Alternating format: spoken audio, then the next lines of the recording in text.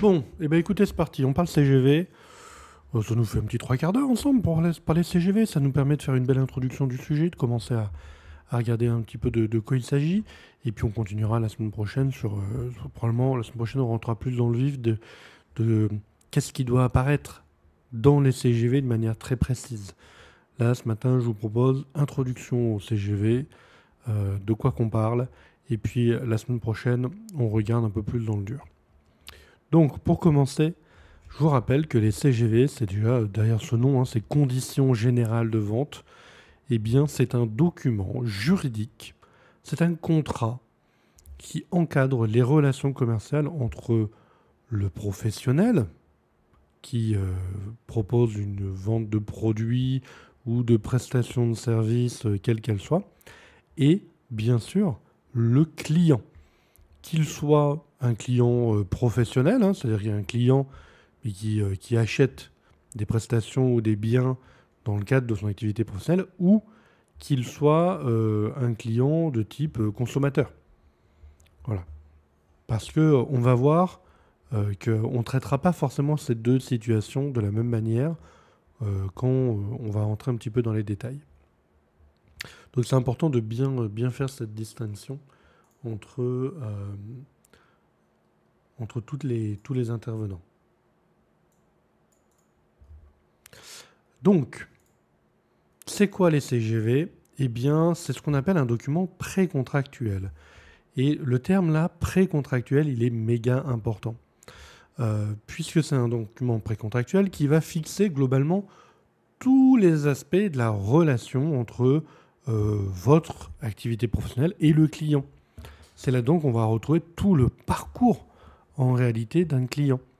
On retrouve vraiment euh, pour quel type de client ça s'applique, comment le client il va devenir client, comment il commande, est-ce qu'il doit s'inscrire, quelles informations potentiellement on va lui demander, comment il peut acheter un produit ou une prestation, comment il commande, comment il paye, dans quel délai il paye, dans quelles conditions il paye, comment il est livré, comment il reçoit sa prestation ou son produit.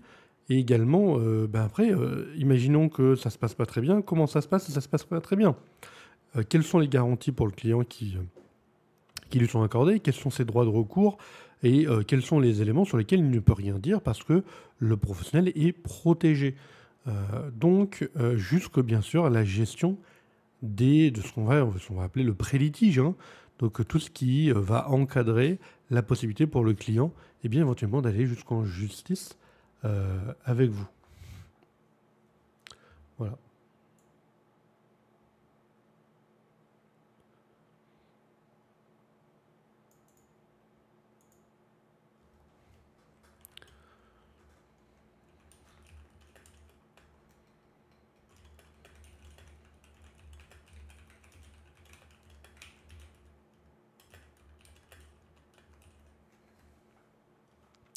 Donc c'est important d'avoir ça en tête.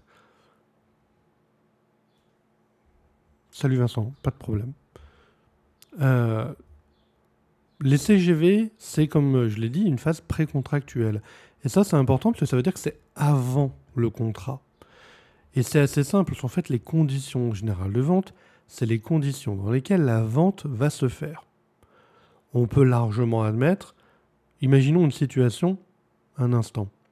Je viens vous voir, je veux vous acheter un produit, vous me dites très bien, voici le produit, j'achète le produit, et une fois que j'ai acheté, vous me dites, tenez au fait, ça c'est les conditions dans lesquelles vous allez pouvoir acheter ce produit.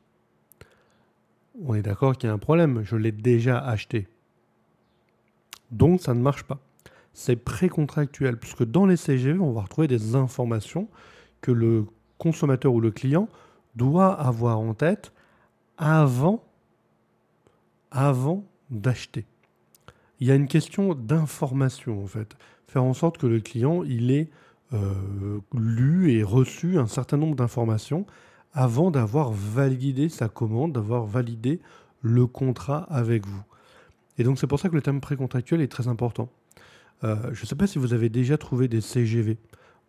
Si jamais, dites-moi dans le chat les endroits où vous avez pu voir des conditions générales de vente. Dites-moi dans le chat, où est-ce que vous avez trouvé des conditions générales de vente de manière générale? Je vous écoute.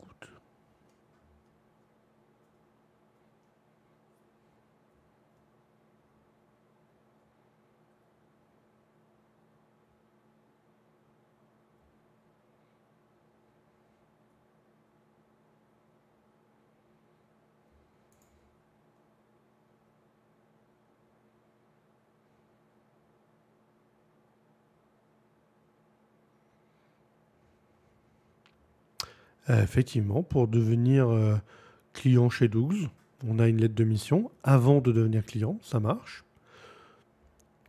En grosse majorité en vente à distance, ok. Mais où est-ce que vous la trouvez? Où est-ce que vous trouvez les CGV? Sur quel support? Où est-ce que vous voyez les CGV?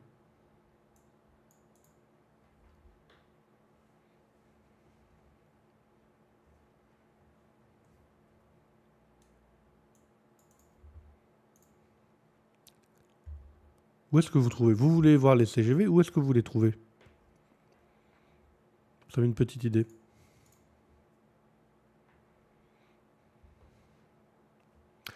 En bas d'un site web, c'est vrai. Et c'est presque la réponse que j'attendais. On peut la voir par exemple en bas d'un site web. On peut également la voir des fois au dos des factures. Alors ce qu'il faut savoir, c'est qu'au dos de la facture, si vous êtes en train d'émettre une facture, ben, c'est que le produit ou les prestations ont déjà été vendues. Donc sachez que si vous mettez vos CGV au dos de vos factures, ben, ça ne sert à strictement rien, pour ainsi dire. Donc par exemple, ne faites pas ça. Si vous mettez vos CGV uniquement sur votre site web, ça ne sert à rien non plus. Pourquoi? Puisqu'il a été jugé qu'on ne peut pas opposer à un client de ne pas avoir volontairement et à son initiative avoir été cliqué sur le lien en bas de page conditions générales de vente et que ça ne répond pas aux obligations du professionnel en matière de communication de ces conditions générales de vente. Donc, si vous avez déjà vu ce cas, sachez que bien, à chaque fois que vous êtes dans cette situation, eh bien, vous ne répondez pas à vos obligations. Et donc, ce sujet sur les CGV va vous permettre de vous mettre en conformité. Et c'est ça qui est incroyable. Parfait. Donc, par quoi qu'on commence? Eh bien, par vos obligations en matière de conditions générales de vente. Quelles sont vos obligations en tant que professionnel? Eh bien, vos obligations, c'est une obligation de communication. Alors, vous n'avez pas d'obligation d'avoir des conditions générales de vente, mais vous avez une obligation de les communiquer. Alors, pour communiquer quelque chose, c'est quand même mieux de l'avoir, sinon je vois pas bien ce qu'on envoie au client. Mais d'un point de vue littéral, c'est ça votre obligation. C'est l'obligation de communication qui est obligatoire si vos clients sont des consommateurs.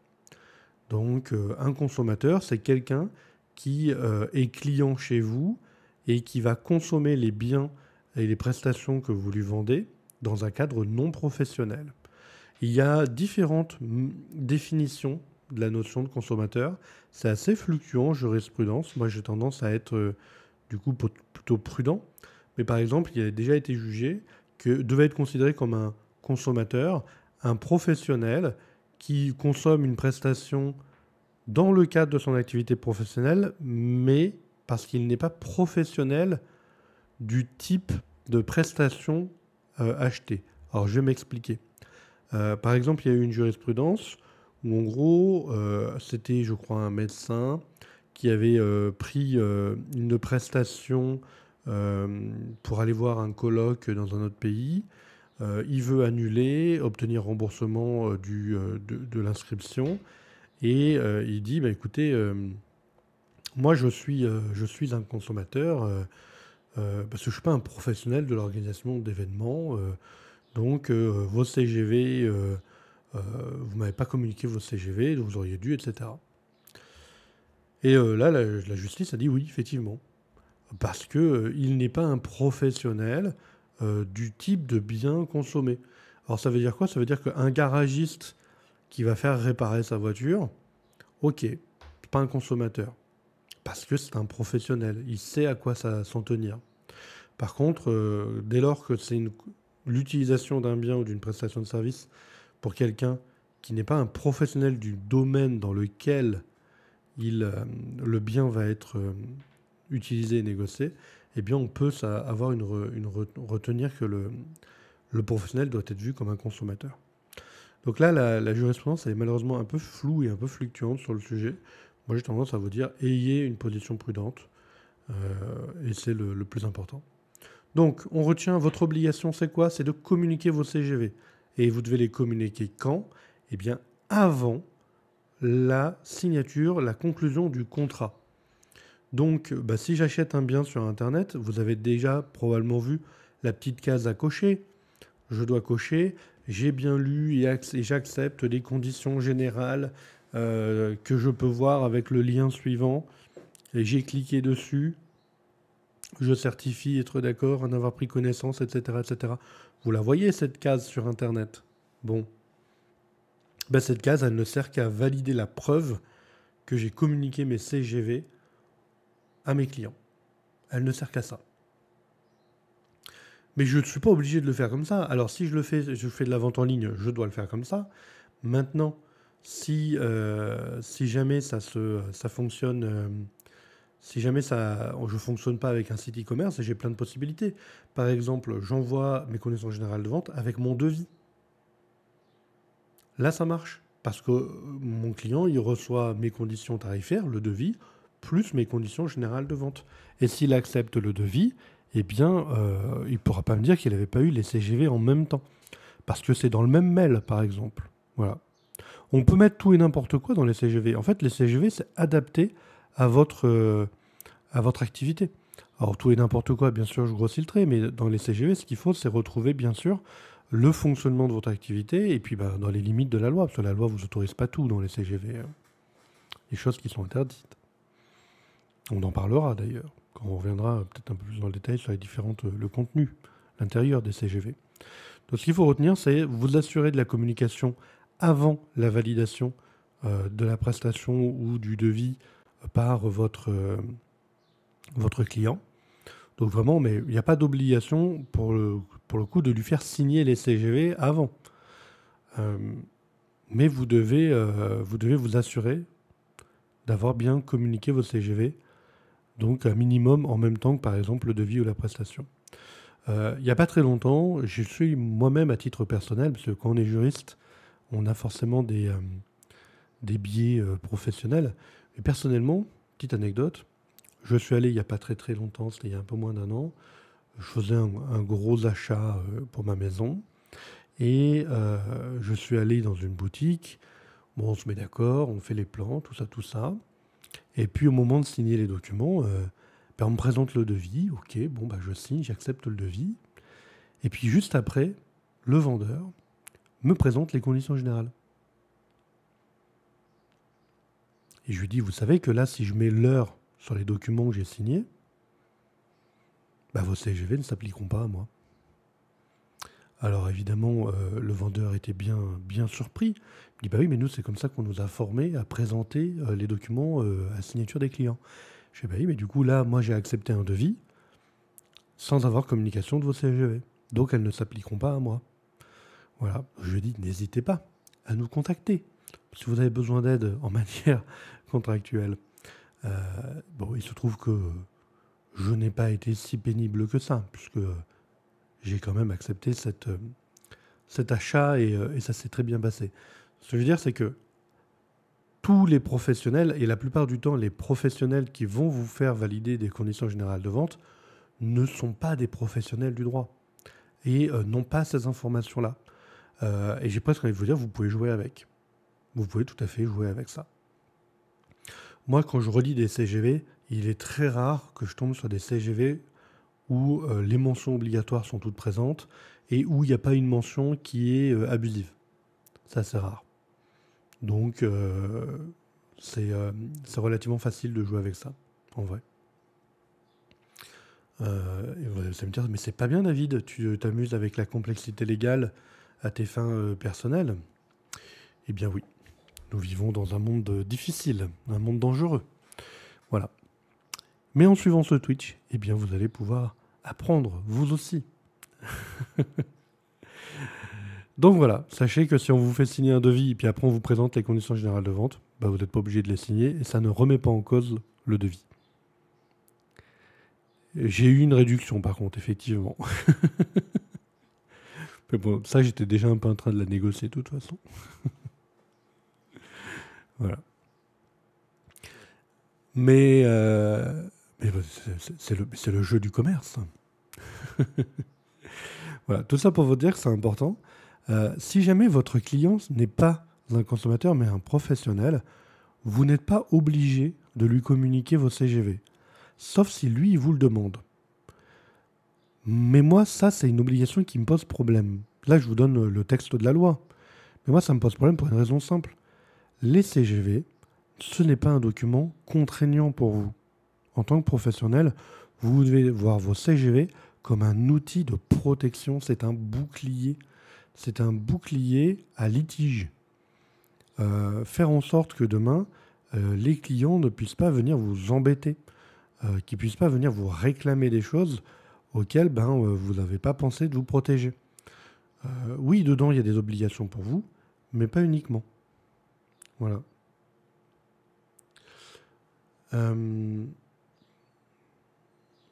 Voilà.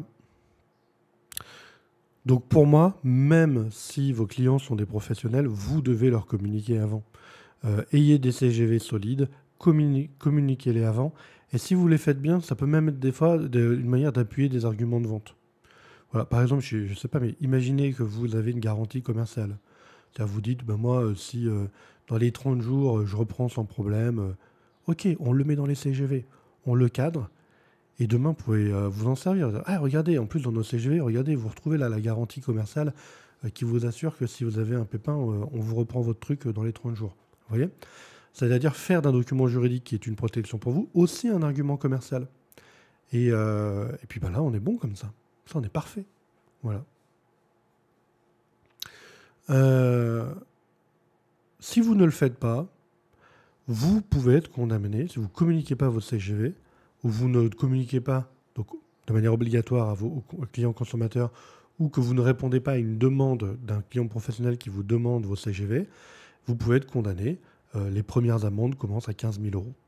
Voilà, ça va vite. Personnellement, moi, je n'ai jamais vu j'ai jamais eu de clients qui ont été condamnés à cette amende. Par contre, j'ai déjà eu des clients qui se sont vus mis en demeure suite à un contrôle des fraudes, contrôle des DGCCRF.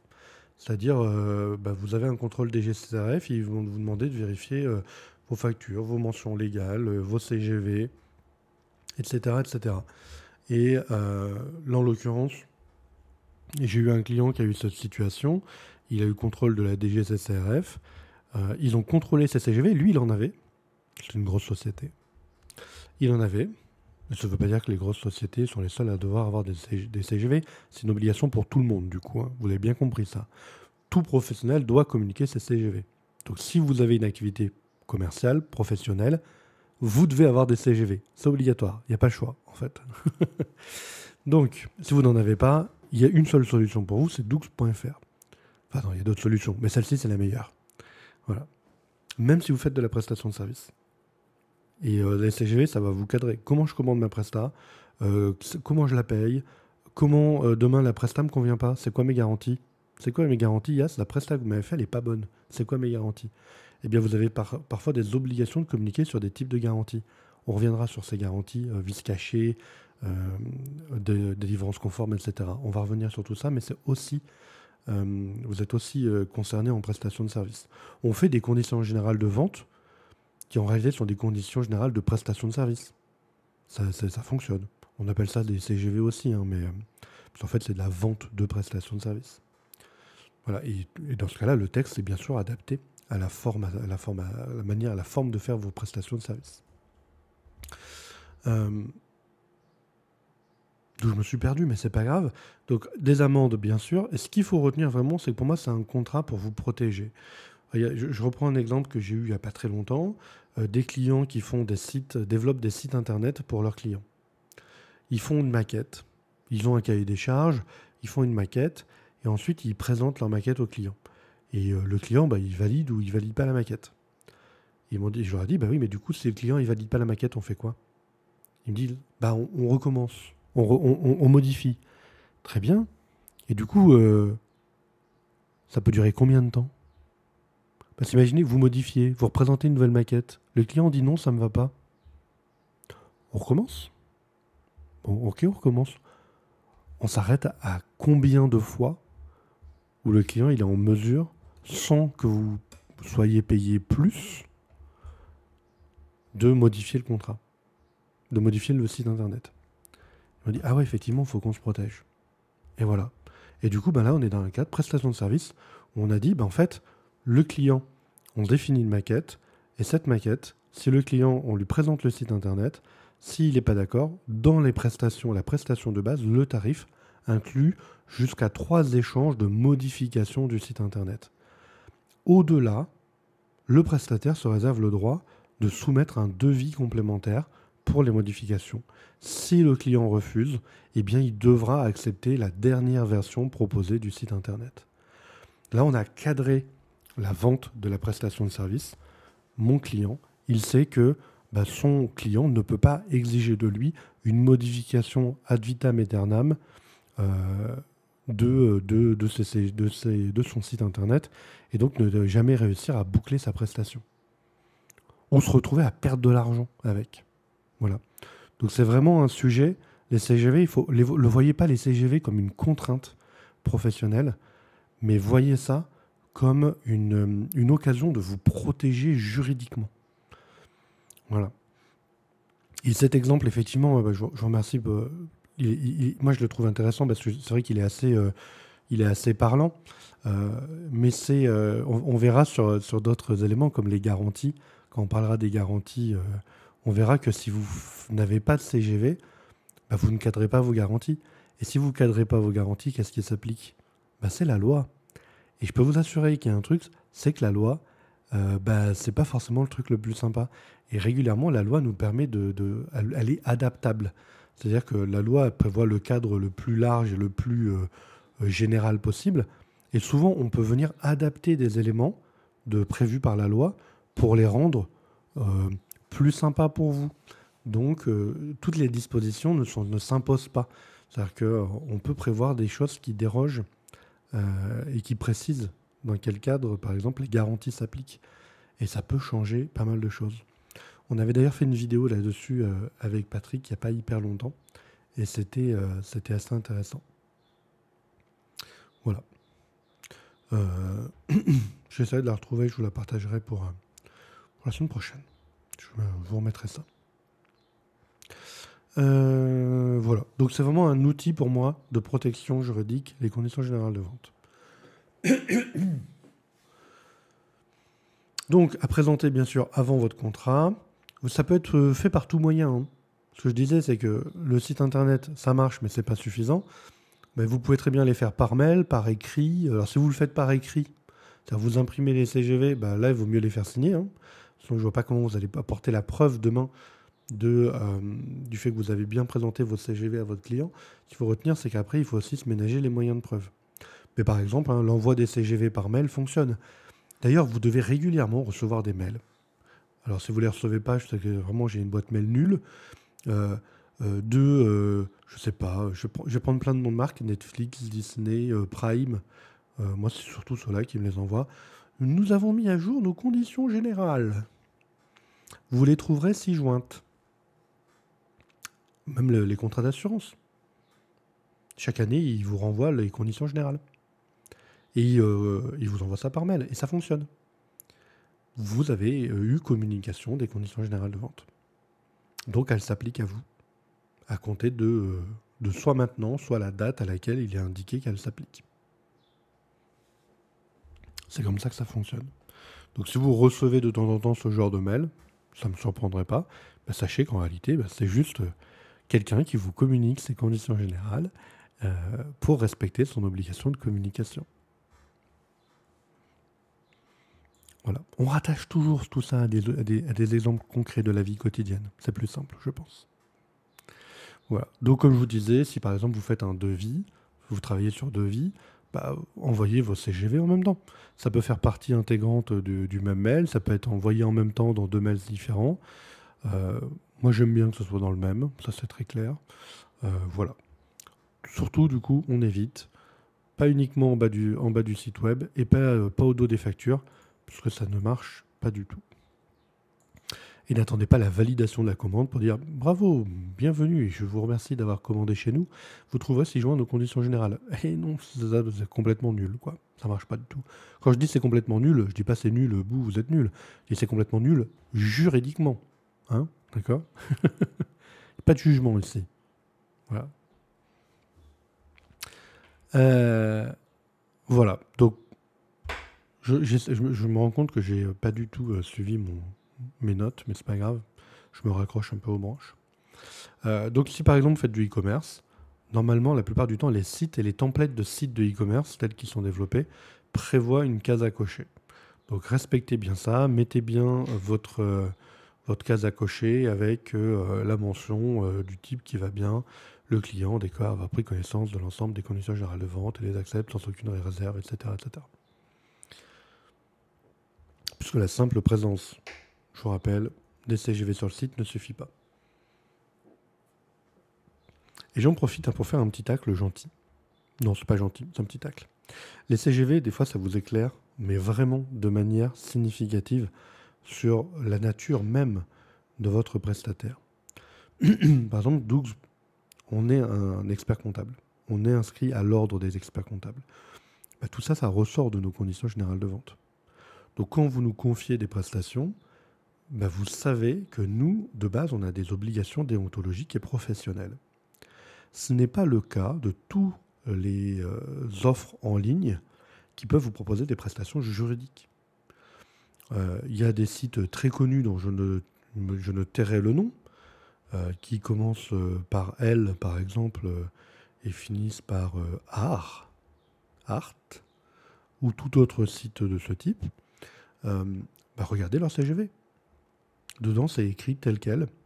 Nous ne sommes pas experts comptables. Nous n'avons pas le droit de conseiller les clients, de donner du conseil juridique. Voilà. Je vous le dis. C'est le conseil, malheureusement, c'est encadré. Donc, c'est pour ça que je vous recommande de bien faire attention à ça. De temps en temps, ça vaut le coup de jeter un œil au CGV pour vous assurer, vous aussi en tant que client, que vous contractez bien auprès d'un professionnel qui correspond à vos attentes et à vos demandes. Voilà.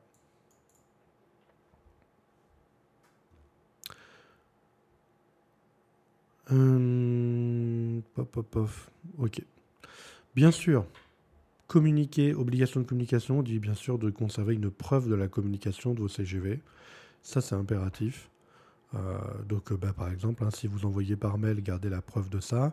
Si c'est quelque chose qui se coche en ligne sur votre site, il faut quelque part un genre d'horodatage de votre site, dans les données, dans votre base de données, qu'on puisse retrouver que le client avait bien coché, que tout a été bien respecté. Il n'y a pas d'obligation de signer des CGV. Moi, je vous recommande de le faire uniquement quand vous communiquez vos CGV en version papier. Voilà, vous imprimez votre document, vous lui faites signer dans ce cas-là et ça marche. J'ai déjà un peu commencé à en parler. Mais là, on parle d'un client qui arrive. Donc c'est un nouveau client. Si vous ne lui recommuniquez pas à sa prochaine commande, les CGV, telles qu'elles ont été communiquées la première fois, continueront à s'appliquer. Donc vous n'êtes pas obligé de le renvoyer à chaque fois, sauf si elles ont évolué. Après, moi je trouve que ça mange pas de pain de les renvoyer à chaque fois. C'est plutôt une bonne chose à faire. Pour ça, le client il peut pas dire qu'il les avait oubliés. Bon, en pratique, aujourd'hui, il n'y a pas trop de litiges là-dessus.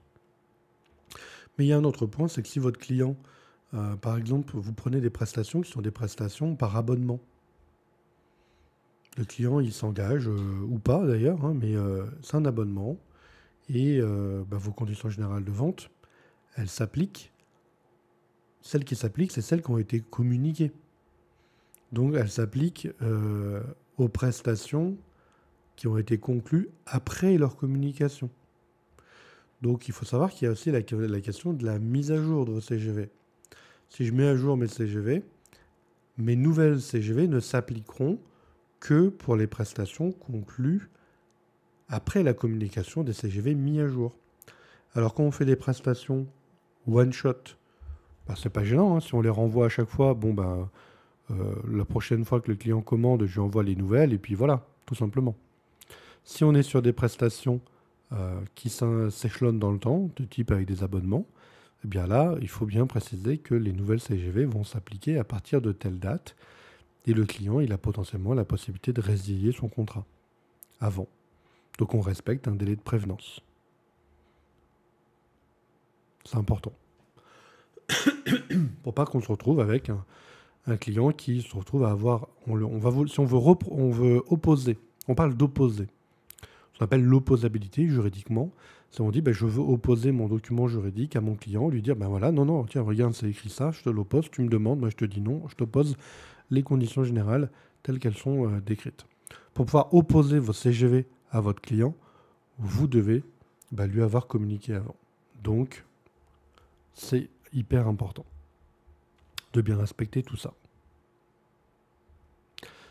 Souvent, on a cette question, c'est « Ouais, mais moi, mes CGV, je les ai faits d'une manière la plus raide possible parce que je voulais me protéger. Est-ce que je peux y déroger? Est-ce que je peux décider de ne pas appliquer mes CGV ?» Là, la réponse, c'est oui. Bien sûr qu'il est possible de déroger à des CGV parce que c'est contractuel. Vous pouvez très bien, avec un client avec lequel finalement vous avez un client qui devient un client habituel, vous pouvez lui dire « Non, mais en fait, te concernant, on va remplacer telle partie des CGV par telle autre. » Par exemple, je voulais que d'habitude les clients me payent à 15 jours. Ce client-là, je veux bien qu'il accepte j'accepte qu'il me paye à 30 jours. C'est pas un problème. Dans ce cas-là, par contre, je le prévois dans mon bon de commande, je prévois de dire, en dérogation des CGV, cette fois-ci, le paiement aura lieu à 30 jours et pas à 15 comme indiqué dans les CGV. Je peux déroger à mes conditions générales de vente, en réalité, ce qu'on appelle même des conditions particulières. Voilà. Donc, c'est pas un problème. Dans ce cas-là, on peut déroger uniquement à des morceaux des CGV en remplaçant certains points prévus par d'autres. Voilà.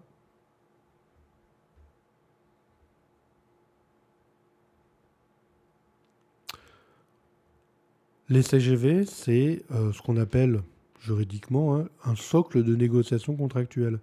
C'est un point de départ qui peut aussi servir entre un client et entre un professionnel et un client de négociation. Qu'est-ce qu'on est d'accord pour négocier? Voilà, ça peut aboutir du coup à des contrats différents. Les CGV, c'est une base qui va servir de négociation. Voilà. De la même manière que vous pouvez avoir des CGV par client. Alors, c'est plus vraiment des conditions générales, c'est des conditions particulières, mais vous pouvez avoir des CGV par segment. Par exemple, j'ai des CGV pour la grande distribution, j'ai des CGV pour les magasins spécialisés, j'ai des CGV autrement, exactement. Et effectivement, je peux également me dire, j'ai des CGV pour mon B2B et pour mon B2C. Par exemple.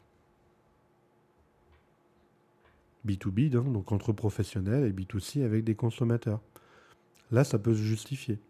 Mais je crois qu'on en reparle un peu après. Je vérifie dans mon support. Yes, on en parle un peu après. Je vous spoil un peu sur le sujet, mais en fait, en B2B et en B2C, on n'a pas du tout les mêmes obligations. Pour une raison simple, en B2C, le code de la consommation va vous imposer des choses qu'on ne vous impose pas entre professionnels. Donc, en B2C, les CGV il va y avoir beaucoup plus de clauses obligatoires qui protègent votre client.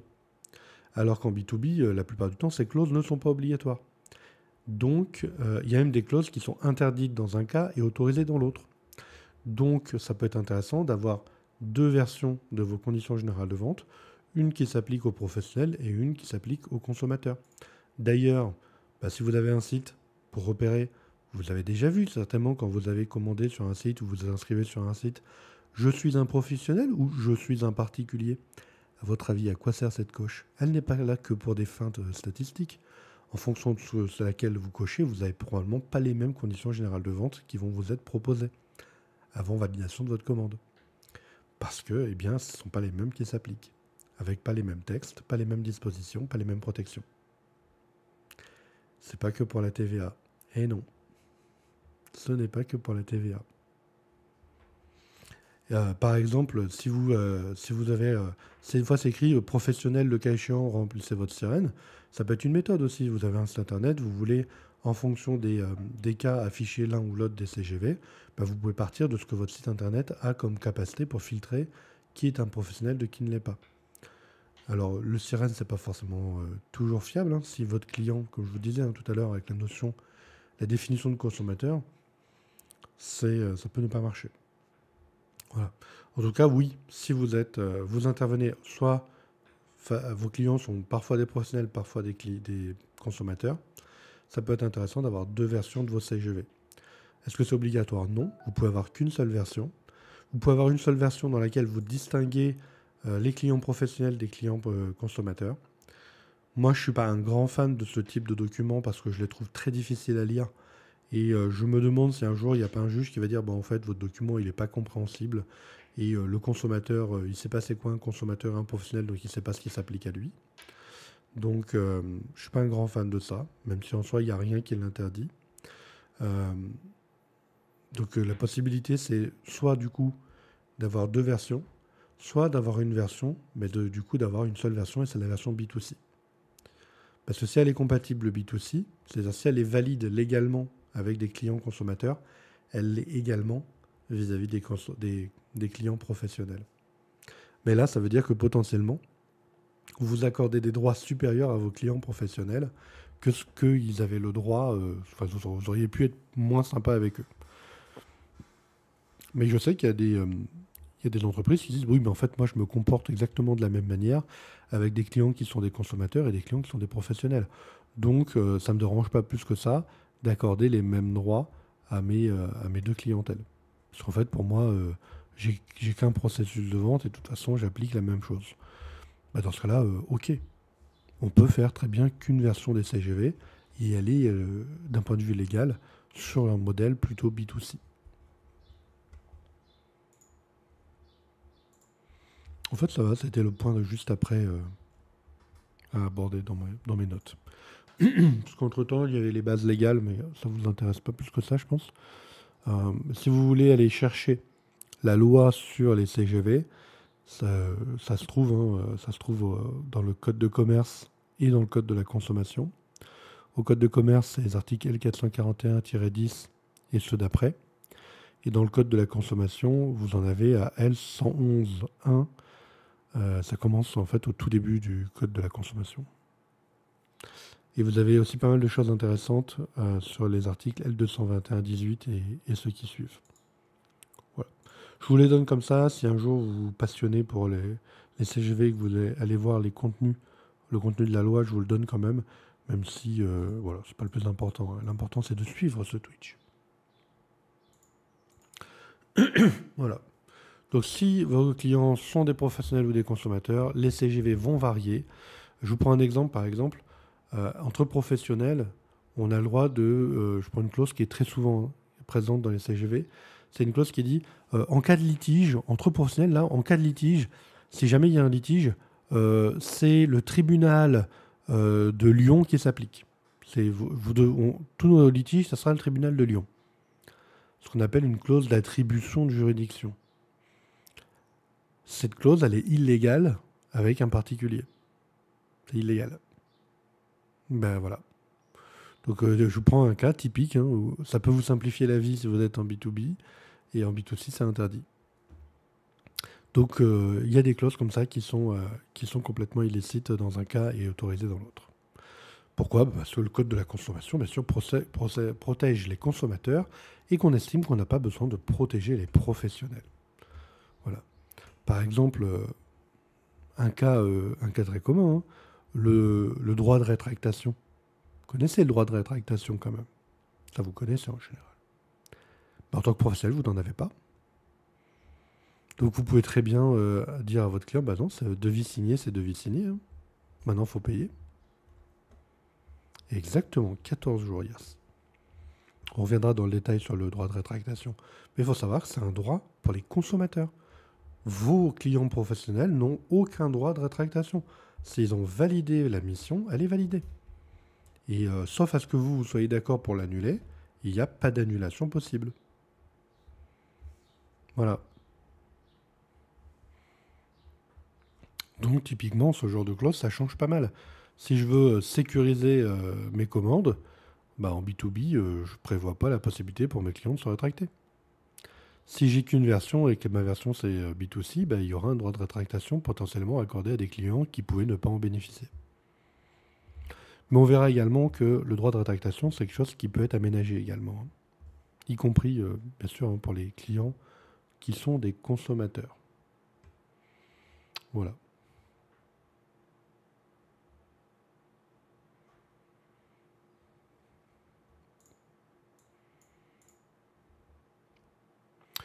Donc voilà, donc globalement les options pour les CGV, option 1, j'ai deux versions de mes CGV, une B2B, une B2C, option 2, une seule version avec les deux situations, mais je suis pas fan, ou bien sûr sinon bah, une seule version, mais dans ce cas-là il faut qu'elle soit légalement acceptable en B2C.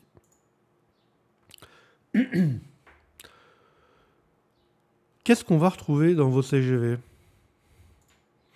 Eh bien on va retrouver bien sûr différentes clauses sur votre activité, puisqu'en fonction de votre activité, on ne va pas forcément retrouver la même chose. Ce qu'il faut savoir, c'est que selon le type d'activité, on ne va pas retrouver exactement les mêmes mentions obligatoires.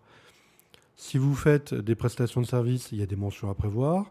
Si vous faites de la vente de produits, il y a des mentions à prévoir. Si vous faites des services numériques, il y a d'autres mentions à prévoir. Et si vous faites de la vente de produits numériques, eh bien, il y a encore d'autres mentions à prévoir. Donc en fonction de votre activité, eh bien, il va y avoir pas mal de variations dans vos CGV. Voilà. Et bien sûr, si vous faites plusieurs choses, eh bien, il va falloir tout prévoir. Et là, vous allez avoir des CGV qui vont être un peu costauds. Ensuite, en fonction de votre canal de vente, vous allez encore devoir adapter votre contenu. Par exemple, si vous vendez en vente traditionnelle, vous avez une boutique, ou presque, bah, ça va être un type de CGV. Si vous faites de la vente à distance, hein, ce qu'on appelle hors établissement juridiquement, c'est le cas de tout ce qui est e-commerce, eh bien là vous allez avoir des mentions différentes, bah, notamment hein, le droit d'annulation du consommateur. J'ai perdu le mot. Bon, c'est pas grave, ça va revenir. Donc ça peut, tous ces éléments-là sont de nature à faire varier le contenu de vos conditions générales de vente. Voilà. Et ensuite, bah, qu'est-ce qu'on fait? On intègre dans des CGV les clauses qui sont obligatoires par la loi et puis celles qui définissent et expliquent et décrivent le fonctionnement du process de vente complet du professionnel, de la commande jusqu'à la gestion du service après-vente et des litiges. Et donc tous ces éléments de contenu, eh bien, on poursuivra leur étude vendredi prochain. On regardera ensemble les différentes clauses qu'on peut retrouver dans des CGV et à quoi elles servent. Et quand est-ce qu'il faut les mettre. Voilà, c'est la fin de cette introduction aux conditions générales de vente.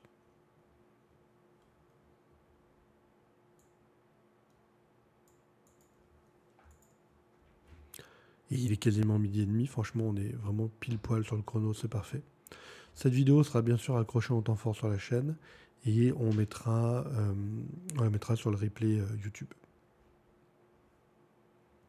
Voilà.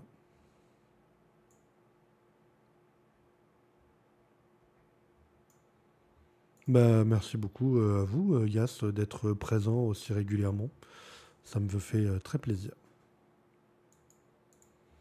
Voilà.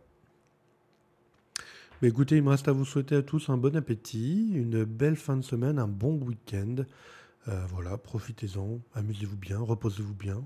Quoi qu'il arrive, je vous souhaite que tout se passe bien. Peu importe si vous faites du repos ou toute autre activité. Allez, vas-y, je la prends avant qu'on se quitte. Pas de problème, ça sert à ça.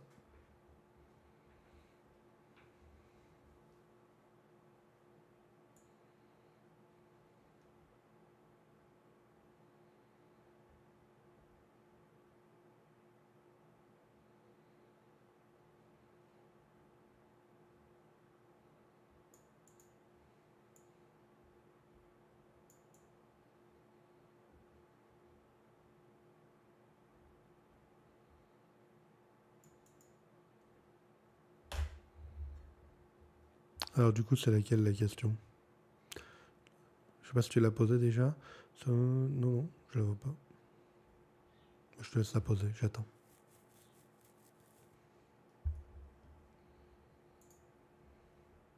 Comment facturer les IK entre une holding et une fille? En fait, t'as pas besoin de les facturer en tant que telles. Tu les intègres dans la facture que tu fais entre ta holding et ta fille. Si ta holding elle est présidente de ta fille, c'est souvent le cas, les filles sont des SASU, on met la holding présidente, ta holding elle est rémunérée pour ses fonctions de présidente. Et dedans, elle intègre le coût. Ah, il peut y avoir une latence, ça dépend, c'est quoi la périodicité de la rémunération. Et si d'un coup tu te mets à avoir plus de besoins, bah, tu refais un PV, tu augmentes la rémunération. C'est pas un problème. T'es pas limité. Non, et tu les détailles pas dans la facture. En fait, la facture, toi tu fais tes IK à ta holding. Elle, la holding, les IK, c'est normal. T'es président ou t'es gérant de la holding, tu fais tes IK. Peu importe pourquoi. Ensuite, la holding, elle facture à sa fille bah, la rémunération telle qu'elle a été autorisée. Mais dans la fixation de la rémunération, bah, il faut la gonfler un peu pour intégrer non seulement bah, la rémunération qu'elle a besoin de te verser, pour tout un tas de raisons, plus bah, il faut intégrer quelque chose qui correspond aux ICA que d'ailleurs vont être reversés. Mais dans la facture entre la holding et la fille, on met juste rémunération du mandat de la société présidente. Il n'y a pas besoin d'indiquer qu'il y a une partie qui est liée à des ICA et l'autre non. Voilà.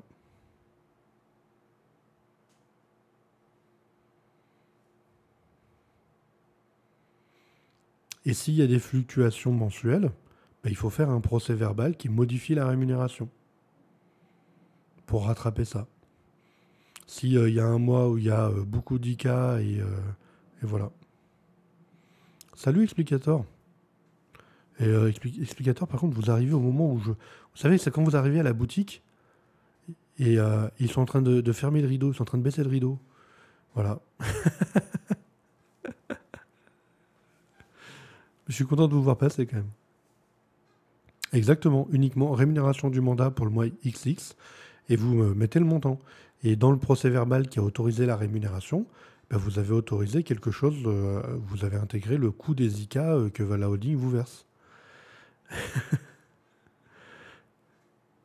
J'aime beaucoup cette... Mais moi ça m'arrive tout le temps. Je suis quelqu'un d'assez... souvent, je travaille jusqu'à la fin d'après-midi et j'arrive souvent au moment où le vendeur me dit « On ferme dans 2 minutes, hein ?» Je dis « Oui, oui, ça sera trop même pour moi. » Est-ce que vous êtes comme moi? Est-ce que ça vous arrive tout le temps, vous aussi? Voilà.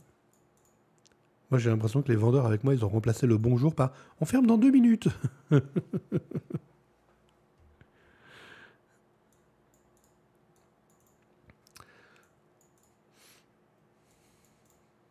C'est comme ça, hein. C'est pas très grave. J'étais à la banque pendant 2 heures, pas pu me connecter avant. Ah, ça, les banques, c'est terrible, hein. Moi, j'ai un sentiment avec les banques, c'est un sentiment très personnel. Vous y allez pour un sujet extrêmement simple, genre, tiens, il me faudrait un chéquier, ça prend 2 heures. J'ai l'impression que tout prend 2 heures à la banque. Voilà. Dites bonjour à votre banquier, vous ressortez 2 heures après. Voilà. J'ai un vrai sentiment comme ça à la banque. Et du coup, j'y vais jamais.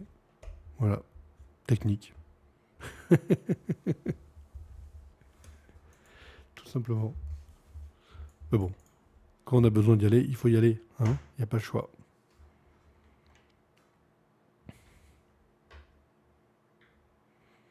Et oui, 2 minutes du coup. Et 2 minutes avant que le volet se ferme. Si vous avez une question, bien sûr, je la prends. Ne vous inquiétez pas.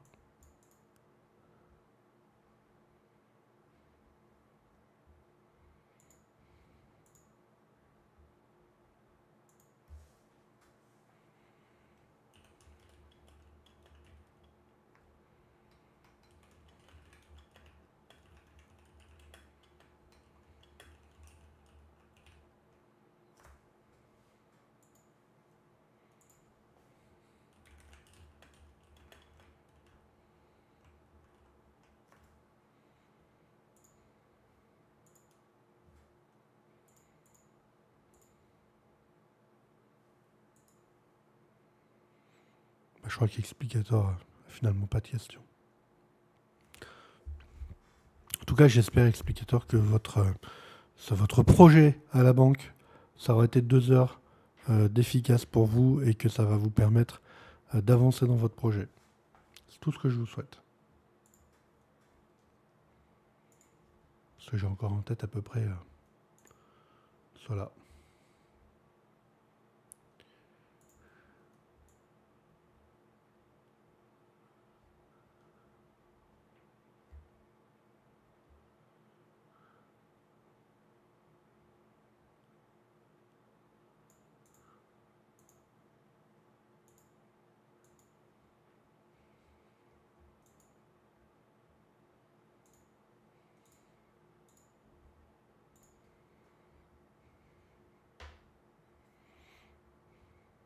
Mais écoutez, je vais reprendre ma petite phrase de fin. Bon week-end à tous.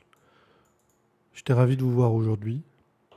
N'hésitez pas, on se retrouve lundi. On reprend bien sûr nos habitudes. Et écoutez, moi je vous souhaite à tous une très belle journée. Et puis un bon week-end. Et puis on se voit lundi. Je vous dis à très vite chez nous. Bye bye.